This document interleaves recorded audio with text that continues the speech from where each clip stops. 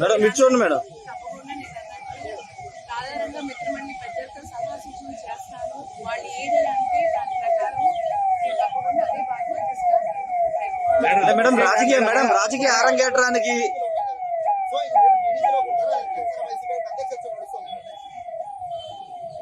అలాంటి ఇంకా డెసిషన్ అనేది తీసుకోలేదు. ఏదైనా మా ఇద్దరిది ఒకవేళ ఫ్యూచర్లో బాటలు వేరైనా గమ్యం ఒకటి.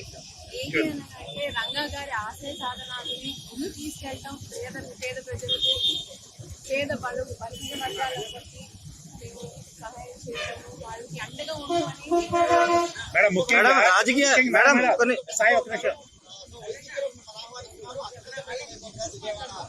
మేడం కెమెరా చూడండి మేడం, ఇటు చూడండి మేడం.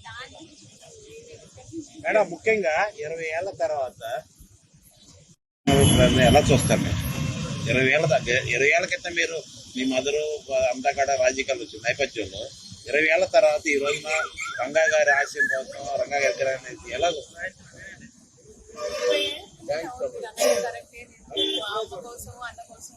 రాజకీయంగా బయటకు వచ్చాను. కానీ కొన్ని ఫ్యామిలీ రెస్పాన్సిబిలిటీస్ మూలంగా నేను రాజకీయానికి లేకపోతే పబ్లిక్ లైఫ్కి దూరంగా ఉండడం జరిగింది. కానీ వాళ్ళ నుంచి నేను డెఫినెట్గా యాక్టివ్గా పబ్లిక్ లైఫ్లో ఉంటాను.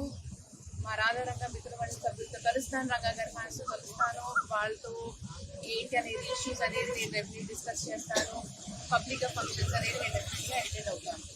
రాజకీయాల్లో రంగా గారి మీద చాలా ఆప్యాయత అనురాగాల నేపథ్యంలో రాజకీయ కొరత ఏర్పడింది అనుకుంటున్నారా, లేదంటే రంగా గారి ఆశయాల కోసం మళ్ళీ ఒక అడుగు ముందుకేసి అందరిని కలుసుకుని వెళ్ళాలనుకుంటున్నారా? రాజకీయ కొరత ఎప్పుడు ఉంటుందండి, ఎందుకంటే రంగా గారి ఫ్యాన్స్ చాలా పెద్ద ఫ్యాన్ బేస్ అండి. అది ఉభయ రాష్ట్రాల్లోనే కాదు, మీకు దేశ విదేశాల్లో కూడా మీకు ఆయన ఫ్యాన్స్ ఉన్నారు.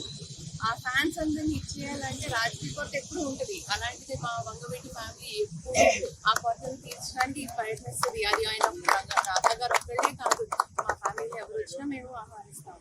రంగా గారి ఆశయాల అటు రాధాకృష్ణ గారు ఇటు మీరు రావడం ఎలా చూస్తారు? ఆయన డెఫినెట్లీ సపోర్ట్ చేస్తారండి. రాజకీయం అనేది ఇవాళ ఎజెండా కాదండి, దయచేసి ఈ టాపిక్ డైవర్ట్ చేయకండి.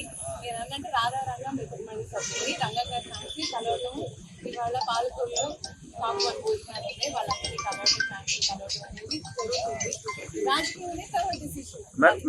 మేడం అంటే రాజకీయాల్లో ఎంట్రీ ఇవ్వడానికే దీన్ని ఆరంభంగా తీసుకున్నారా, నేతలు కలవడం కానీ కాపు దీనికి సంబంధించి? పబ్లిక్ లైఫ్ లో ఎంట్రీకి వాళ్ళ ఆరంభం అండి. పబ్లిక్ లైఫ్ లో నా ఎంట్రీకి వాళ్ళ ఆరంభం. వాళ్ళ నుంచి అందరికీ నేను అవైలబుల్ ఉంటాను. ఎవరన్నా ఏమన్నా కష్టాలు వచ్చినా నష్టాలు వచ్చినా నేనున్నాను, అండగా నేనున్నానని చెప్పి, నేను కూర్చుంటానని చెప్పి ఇవాళ పబ్లిక్ లైఫ్ లో వస్తున్నాను. పార్టీలు ఏమైనా సంప్రదించాయా, వైసీపీ కానీ జనసేన కానీ మిమ్మల్ని ఆహ్వానించడం? మాట్లాడలేదు. అది నేను తర్వాత తప్పకుండా డెసిషన్ అనేది తీసుకున్న దాంట్లో మీడియా మిత్రులందరినీ ఇన్వైట్ చేసి డెఫినెట్లీ ఒక మీటింగ్ పెడతాను. అప్పుడు ఏదనేది డెసిషన్ మీకు అందరికీ చెప్తాను. సో టాపిక్ ని డైవర్ట్ చేయదు. ఆల్ ఆఫ్ సడన్ ఎందుకు మేడం ఆల్ ఆఫ్ సడన్ ఎందుకు ఎంట్రీ? మీరు ఇంతకాలం సైలెంట్ గా ఉన్నారు కదా, మీ ఎంట్రీ పైన అంటే సాధారణ కుటుంబానికి చెందినటువంటి వ్యక్తులు కాదు, ఇంతకాలం సైలెంట్ గా ఉన్నారు. మీరు పార్టీలోకి వస్తారా రాలేదు మీరు క్లియర్ గా చెప్పాలి. ఎందుకు all of sudden me entry సిద్ధం చేస్తున్నారు? ఆల్ ఆఫ్ సడన్ ఎంట్రీ కాదండి. ఒకటి మా రాధారంగ మిత్రమండలిలో ఒక కొరత ఉంది, ఒక గ్యాప్ అనేది ఉంది. ఎందుకంటే చెప్పాను కదా, ఫ్యాన్ బేస్ అనేది చాలా పెద్దది. దాంతో రాధా గారు ఒక్కళ్ళే మేనేజ్ చేయగలుగుతున్నారు లేదనేది డిసైడ్ చేసుకుంటున్నారు. సో గ్యాప్ అనేది ఉంది. ఆ గ్యాప్ చూసేటప్పుడు అని చెప్పి నేను కూడా బయటకు రావడం జరిగింది. అది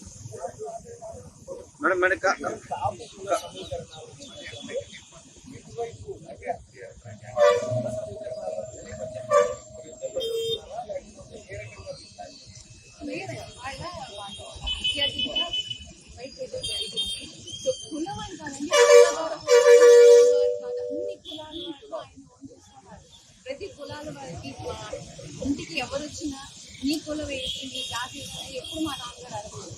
ఆయన ఎప్పుడు నీకేం కావాలి, నీకు ఏ సహాయం కావాలి, నేనున్నా, రంగా గారు నేనున్నాను, అందరూ రంగన్న రంగా అని చెప్పి సహాయం అడగడానికి వచ్చి ప్రతి ఒక్కరికి కాదనకుండా సహాయం చేసిన గొప్ప మనిషి ఆయన.